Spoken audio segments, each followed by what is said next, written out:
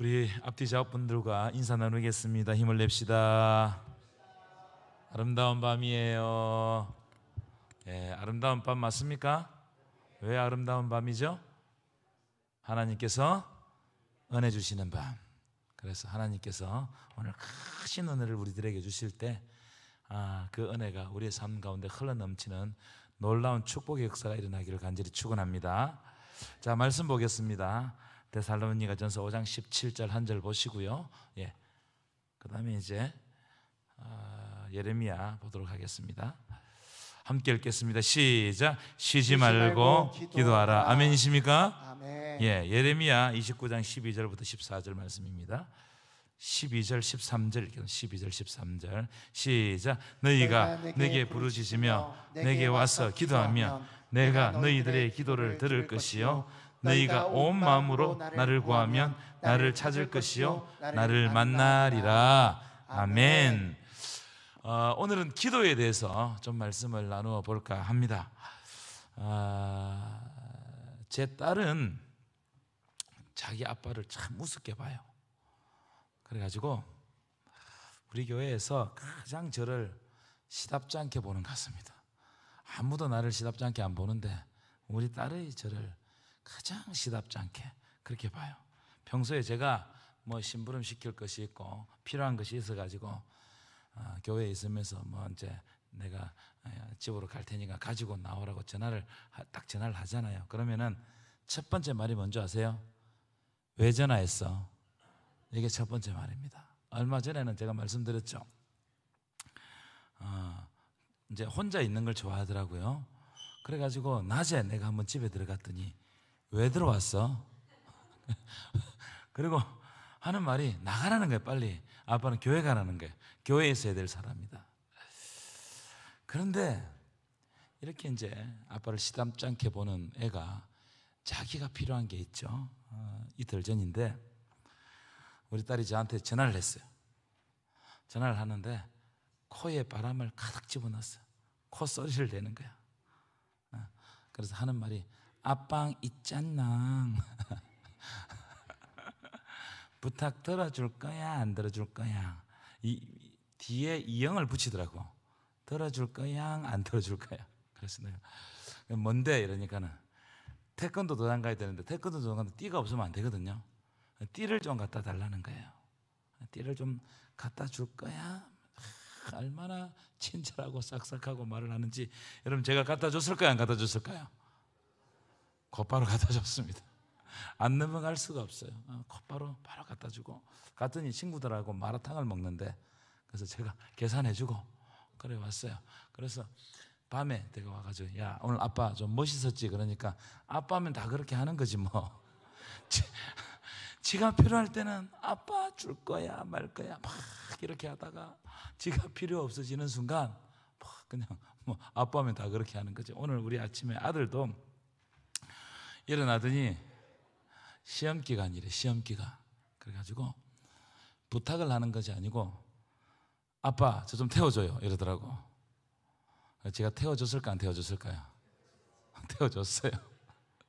시험 기간이라는데 할 말이 없어요. 평소에는 제가 집사람한테 지가 늦거나 가면은 태워주면 제가 굉장히 뭐라 하거든요. 스스로 다녀야지 무슨 소리냐. 그런데 오늘 아침에는 제가 태워줬어요. 자녀들이 부모에게 부탁을 하면 대부분은 다 들어줍니다. 그렇죠? 그 아이에게 유익하다고 생각하면 그걸 들어줘요. 그런데 부모는 아이가 하는 부탁을 들어주면서 부탁을 한 그 아이보다 들어주는 부모가 더 기뻐해요. 여러분 그런 마음을 느껴보셨어요? 아이가 나에게 부탁을 해요. 부탁을 하면 내가 그걸 들어주면서 더 기쁜 거야. 이게 부모 마음이에요. 부모 마음. 저는 이게 기도라고 생각해요. 이게 기도다. 물론 부모는 그 아이가 무엇이 가장 필요한지 다 알고 있습니다. 부모가 이렇게 키우다 보면 아이들에게 그 연령에 뭐가 필요한지 다 알고 있어요. 그래서 어떤 것들은 그 아이가 나에게 부탁하지 부모에게 부탁하지 않아도 알아서 들어주는 것이 있어요. 예를 들어 매월 용돈을 주는 거, 그리고 밥 해 먹이는 거, 그렇죠? 옷 사주는 거, 학교 공부시켜주는 거, 학원 보내주는 거. 유건아, 이게 공짜가 아니다.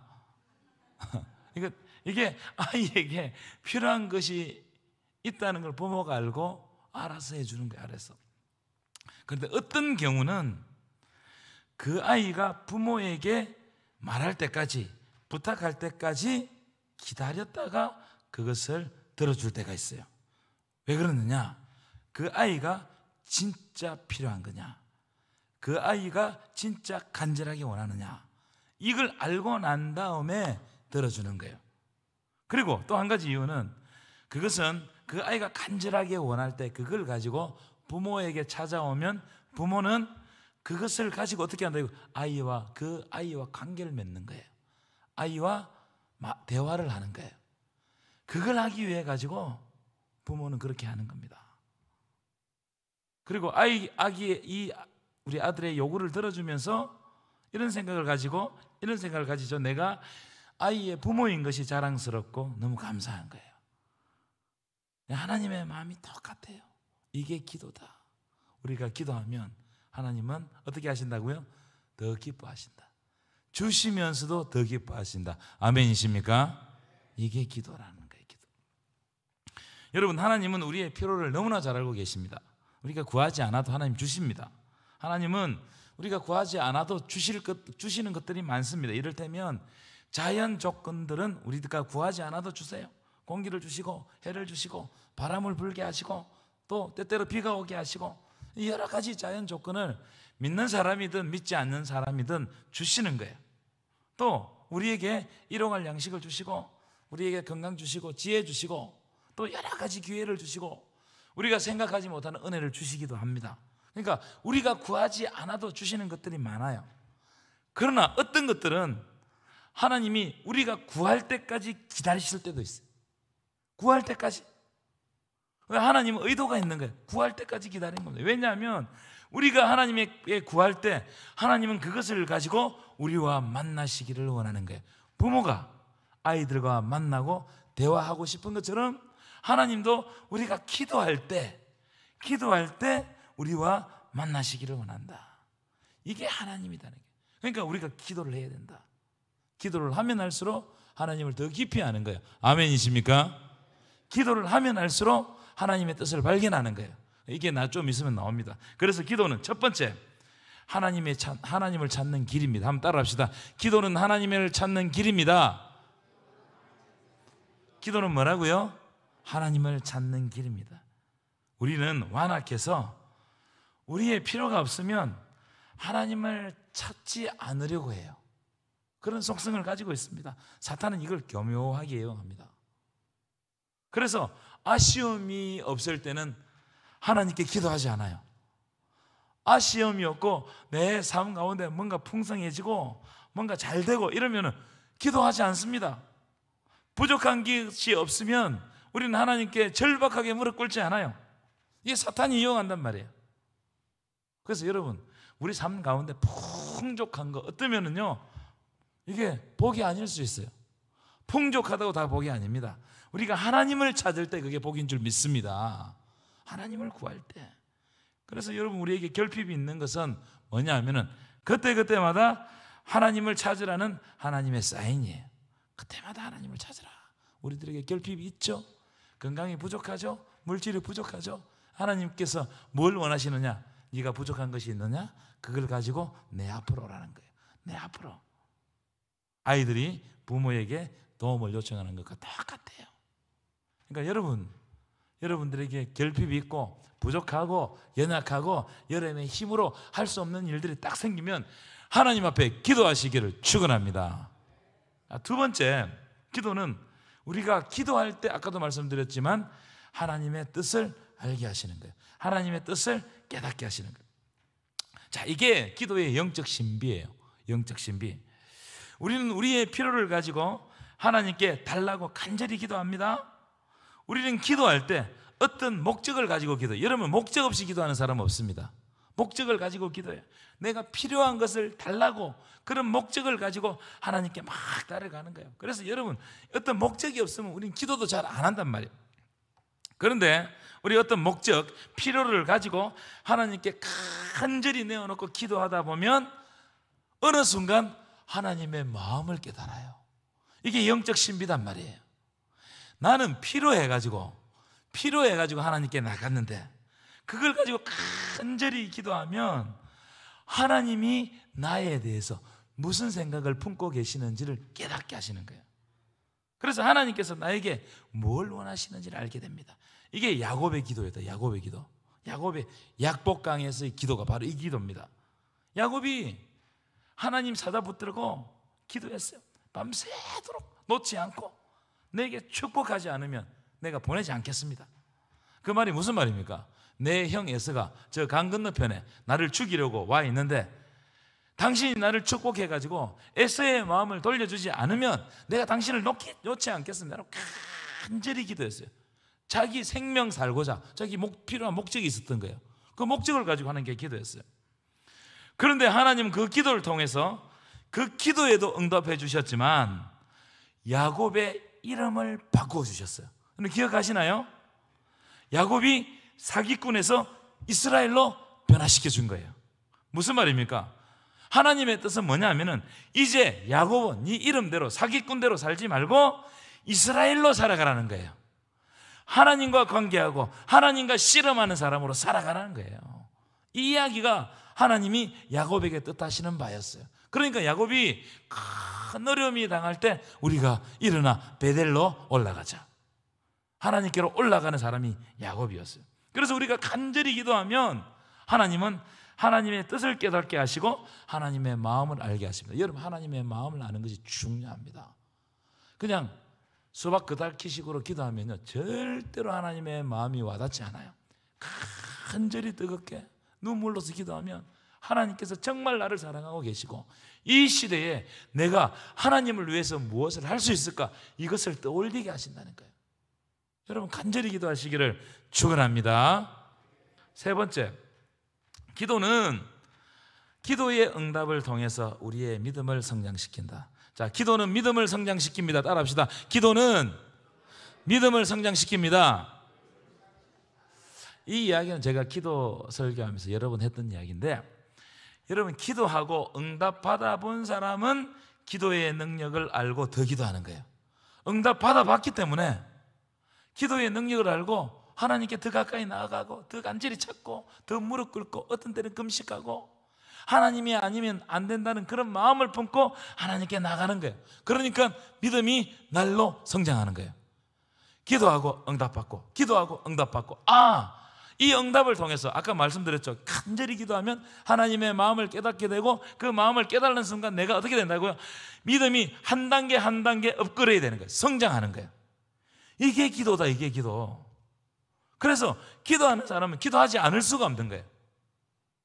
그러니까 기도하는 사람은 기도 시간이 늘 부족해요. 기도 시간이.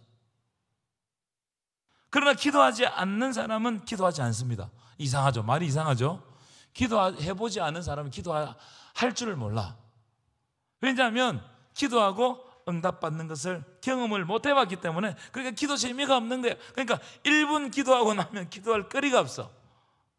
기도하는 사람은 기도를 계속해도 기도 제목이 계속 생성됩니다. 왜냐하면 여러분, 기도가 여러분들이 하는 것 같죠? 아니에요. 하나님이 어느 순간 되면 하나님께 그 기도를 인도해 가시는 거예요. 그러니까 내가 생각하지 않는 기도 제목이 생각나고 내가 생각하지 않았던 이웃이 생각나고 그 사람을 위해서 기도해 주다 보면 그 부흥 강사님 고구마 줄거리처럼 줄줄줄 연결돼 가지고 기도가 쫙 나가는 거예요. 그런데 기도하지 않는 사람은 하나님 감사합니다 하고 난 다음에 할 말이 없어. 이게 기도의 특징입니다. 특징. 그러니까 여러분, 하나님은 우리에게 응답을 통해서 믿음을 성장시키는 거예요. 기도의 지평도 넓혀지게 하는 거예요. 하나님의 마음도 깨닫는 거예요. 그리고 기도 제목을 통하여 여러 사람과 교제하게 하는 겁니다. 믿으십니까? 기도가 이만큼 중요하다. 네 번째, 기도는 행함이 있는 믿음이 되게 해요. 기도는 뭐가 되게 한다고요? 그래서 여러분, 기도하는 사람은 기도하고 움직입니다. 이 놀라운 영적 원리 아니겠습니까? 기도하는 사람은 오늘 기도했죠? 그럼 하나님께서 나에게 이것을 주셨구나. 그리고 그 말씀을 받아가지고 어떻게 한다고요? 실천하면서 산다네. 실천하면서. 기도하면 진짜 섬겨요. 가짜로 섬기는 게 아닙니다. 진짜로 섬기고, 기도하면 영혼을 사랑하게 되고, 기도하면 하나님의 뜻대로 살려고 노력하는 거예요. 왜냐하면 기도할 때 하나님이 내 마음에 말씀을 해주시기 때문에, 하나님의 뜻을 깨닫기 때문에. 그러니까 기도는 행함이 있는 믿음을 낳는 거예요. 그러니까 기도하고 행함이 있는 믿음이 딱 있게 되면 어떻게 돼요? 기도의 능력이 드러나는 거예요. 그래서 기도하는 사람은 그냥 막 사는 것 같지만 살지 않습니다. 막 사는 것 같지만 다 계획이 있어요. 왜냐하면 기도했기 때문에 내 머릿속에는 하나님께서 이렇게 하라는 그런 응답들이 있거든. 내 마음에 확신들이 있거든. 그래서 이렇게 사는 거예요. 그래서 질서로워진다. 우리 삶이 질서로워진다. 여러분, 기도하시기를 축원합니다. 기도가 이만큼 영적 비밀이 많다. 다섯 번째, 기도는 따라합시다. 나를 변화시킨다. 기도는 누구를 변화시킨다고요? 기도는 옆 사람을 변화시키는 게 아니고 기도는 나를 변화시켜요.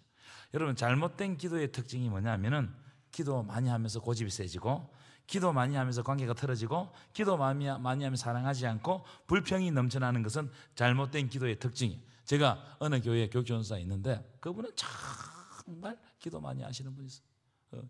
여자 집사님. 막 제가 한번 말씀드렸죠. 그 얼마나 기도를 많이 하면 이게 만지면 이 손이 불덩거려. 막 불을 지고 있는 것 같아. 근데 그분이 가는 곳마다 문제가 일어나고, 문제가 막, 그분이 가면 막 교회 막 싸움이 일어나고 난리가 나는 거예요. 기도를 했지만 잘못 기도하는 사람의 특징이에요. 기도하면 어떻게 되냐면은, 기도해서 우리는 기도를 하면 하나님의 오른손을 확 해가지고 내 걸 위해 가지고 확 이렇게 한다고 생각하죠? 아니요. 기도하면 하나님을 변화시키는 것이 아니고, 기도하면 할수록 누가 변한다? 내가 변한다. 내가 변한다. 기도하면 내가 변해요. 내가 변하지 않는 기도는 어쩌면 영적인 고집이 될 수 있어요. 기도하는데 안 변한다. 내가 안 변하면 영적인 고집, 영적인 불평. 그러니까 여러분, 기도하면서 불평이 많은지 안 많은지를 보면 알아요. 기도하는데 나는 불평이 많다. 뭔가 잘못된 거예요. 기도하면 겸손해지고, 기도하면 남을 나보다 낮게 여기고, 기도하면 이웃을 사랑하게 되고, 기도하면 하나님께 영광 돌리게 될 줄 믿습니다. 왜냐하면 내가 변하니까. 하나님께서 은혜를 주시거든요. 깨달음을 주시거든요. 마음에 말씀해 주시거든요. 내가 변하니까. 여러분, 우리가 코로나를 지나면서 제가 생각할 때 한국교회, 우리 교회도 마찬가지입니다. 기도의 능력을 많이 잃어버린 것 같아요. 한국교회가. 그래서 기도의 소리가 작아지고 있고, 기도의 시간도 줄어들고 있고, 기도의 횟수도 줄어듭니다. 그리고 기도하라고 모이라고 하면 안 와요. 피곤하다는 거죠. 물론 피곤한 건 압니다. 알지만 여러분, 성장하는 교회들은 특징이 있습니다. 뚜렷한 특징, 기도가 살아있다는 거예요. 기도가 뚜렷한 특징입니다. 뜨겁게 기도하는 교회는 반드시 성장하게 되어 있어요. 여기서 말하는 성장은요, 양적 성장뿐만 아니고 질적인 성장, 영적인 성장. 여러분, 저는 우리 교회가 1,000명, 2,000명 이렇게 되기를 소원하진 않아요. 그런데 여기 앉아있는 한 분 한 분이 기도원과 같은 믿음의 용사가 되기를 축원합니다. 난 그걸 원해요. 한 분 한 분이 믿음의 용사가 되어서 하나님을 향해서 도전하고, 또 기도하고 도전하고, 하나님께 더 가까이 나아가고. 여러분, 우리는요, 다른 사람 볼 거 없습니다. 그리스도에게까지 자라가야 됩니다. 누구에게까지 자라가야 된다고요? 우리의 모델은 누구냐? 예수 그리스도입니다. 우리의 모델은 담임 목사가 아니고, 우리의 모델은 누구 장로가 아니고, 우리의 모델은 누구라고요? 예수 그리스도다. 그런데 기도 없이면 자라갈 수가 없어요. 뜨겁게 기도할 때 성령께서 우리를 자라게 하실 줄 믿습니다. 뜨겁게 기도할 때, 여러분, 우리 영적인 뜨거움이 사라지면요, 교회가 세상 동아리보다, 사회적 클럽보다 못합니다. 여러분, 세상에 모이는 이 동아리, 동호회 보십시오. 여러분, 그런 모임 한번 가보셨어요? 가보면요, 얼마나 잘 참여하는지 몰라. 진짜 목숨 걸고 참여합니다.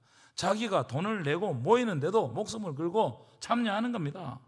안동에 파크 골프 인구가 몇 명 정도 되시는지 아십니까? 파크 골프. 예?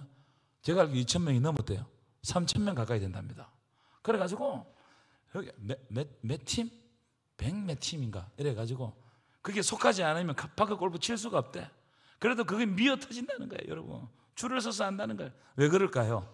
매력이 있기 때문에, 뭔가 그 운동에 매력이 있기 때문에 사람들이 그렇게 막 모이는 거예요. 막 돈을 주고 시간을 쓰고 마음을 쓰고, 진짜 골프는 힘들어서 못 치겠으니까 파크 골프라도 치자 이래가지고 막 사람들이 막 모이는 거예요. 여러분, 영적인 매력은 기도에서 오는 거예요. 아멘. 아무도 안 하시네. 영적인 매력은 어디에서 온다고요? 기도에서 온다는 거예요. 특별히 공동체의 기도가 중요해요. 공동체 기도가. 요즘 실천 신학에 여러 가지 그게 있거든요. 뭐 조직 신학, 성서 신학, 무슨 신학이 있는데, 실천 신학의 화두가 뭐냐? 요즘 화두는 공동체의 영성이에요. 공동체 영성. 성경은 가만히 보니까 공동체 영성을 강조하더라는 겁니다. 그래서 공동체가 함께 기도하는 거, 이거 중요하다는 거예요. 공동체가 함께 성경 읽기. 요즘에 우리 주일 1부, 2부 예배 들어가기 전에 성경 읽죠. 왜 성경을 읽혀주느냐 하면은 집에서 성경 읽어도 좋아요. 근데 하나님은 공동체가 함께 성경을 읽을 때 특별한 은혜를 주신다는 거예요. 그래서 에스라가 나무강단을 딱 만들어가지고 온 이스라엘 백성들이 그냥 성경을 읽었어요. 공동체가 한 자리에 모여서 성경을 읽는 거, 이게 굉장히 중요해요. 기도도 마찬가지예요.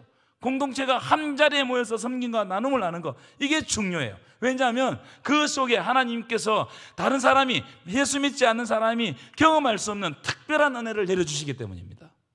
이 공동체 영성입니다. 예전에는 개인 영성을 강조했어요. 기도해야 됩니다. 기도 시간을 개인적으로 큐티하십시오. 물론 여러분 개인 영성에 힘을 써야 됩니다. 그런데 몇십 년 동안 개인 영성만 강조하다 보니까 교회의 공동체성이 깨지고, 교회는 공동체인데 공동체 생활이 안 되는 거예요. 그래서 도시에 가면은 교회 구성원인데 누가 누군지 몰라요. 예배만 드리고 가버려요. 다 개인화 되어버렸어요. 이게 코로나가 그걸 더 확산시켰어요. 더 가속화시켰어요. 그러니까 우리 교회도 신방 전화를 해보면, 목사님 그 예배 잘 보고 있습니다. 뭡니까? 인터넷 예배, 우리 유튜브 예배 잘 보고 있습니다. 걱정하지 마세요. 이렇게 이야기하면 뜨뜻하게 예배 참여한다 이거죠. 그래서 제가 끊어볼까 이거 유튜브를 확 주일날 끊어버릴까 이런 생각도 했어요. 그런다고 그 사람들이 다른 교회 예배 안 보겠습니까? 이게 참 이런 공동체성을 여러분 우리가 회복한다는 게 굉장히 중요합니다. 요즘 새벽 기도 시간에 사도행전을 우리가 강의를 하고 있잖아요. 사도행전에서 1장부터 7장까지 이 교회론에 관해서 강조하는 게 세 가지가 있어요. 뭐냐면 첫째, 오늘 본문의 기도입니다. 기도. 오직 기도에 힘쓰니라. 기도할 때 성령이 임하고, 기도할 때 기적이 일어나고, 120명의 성도가 기도할 때 불같은 성령을 체험한단 말이에요. 이 기도가 중요한 거예요. 두 번째, 복음을 가르치고 전파하는 삶을 강조해요. 그러니까 여러분, 우리는 복음을 맡은 사람입니다. 여러분들은 복음을 여러분의 삶의 그릇에 담고 있다는 사실을 믿으시기 바랍니다. 그러니까 복음대로 살아가야 돼요. 세 번째 뭐냐? 모이기를 힘쓰라는 거예요. 공동체 신앙을 회복하는 거예요. 모이기를 힘쓰라. 여러분, 초대교회 기도 아까 말씀드렸죠. 120명의 성도가 모여서 예루살렘을 떠나지 않고 예수님이 약속하신 성령을 기다리면서 함께 기도했을 때 불같은 성령을 확 체험하는 거예요. 사도들이 교권자들에게 붙잡혀 갈 때도 베드로가 교권자들에게 붙잡혀 갔거든요. 근데 그때 교회가 함께 기도할 때 하나님께서 베드로를 풀려나게 하셨어요. 공동체 영성을 회복해라. 여러분, 그래서 기도의 자리로 나오시기 바랍니다. 그리고 간절히 기도해요. 간절히. 진짜 오늘 아침에 제가 그 말씀하고 기도했는데 1분을 기도하더라도 진짜 간절하게 목숨을 걸고 기도하라는 거예요. 그 다음 몇십 초 동안 기도하더라도 우리가 목숨을 걸고 기도하면 하나님께서 은혜 주신다는 거예요. 믿으십니까? 이 마음으로 우리가 해야 돼요. 오늘 본문을 보시면 예레미야 본문 한번 띄워보실까요? 오늘 본문을 보시면 이렇게 말씀, 너희는 내게 부르짖으라. 너희들이 와서 기도하면 내가, 하나님이 기도를 어떻게 하신다고요? 들을 것이요, 들어주시겠다는 거예요. 여러분, 하나님은 기도를 들으시는 분입니다. 여러분, 하나님이 기도를 들으신다는 것은 하나님이 살아계신다는 거예요. 믿으십니까? 하나님은 살아계시기 때문에 우리의 기도를 들으시는 거예요. 지금도 오늘도 우리가 기도하면 들으시는 거예요. 그리고 응답해 주시는 거예요. 그리고 너희가 그 다음 구절 보십시오. 너희가 온 마음으로 나를 구하면 나를 찾을 것이고 나를 어떻게 한다고요? 만날 것이다. 온 마음으로. 이게 중요해요. 온 마음으로, 전심으로, 간절하게 갈망하는 마음으로, 갈급한 심령으로 하나님을 찾으면 하나님께서 만나주신다는 거예요. 여러분, 우리 신앙의 관건이 뭐예요? 하나님을 만나느냐 만나지 않느냐, 여기에 있는 거예요. 여러분, 1분을 기도하더라도 하나님을 만나는 성도들이 되시기를 축원합니다. 그래서 오늘 기도할 때 그냥 가만히 앉아있지 마시고 뜨겁게 간절하게 목숨을 다해서 그렇게 기도하시는 오늘 기도회가 되시기를 간절히 축원합니다.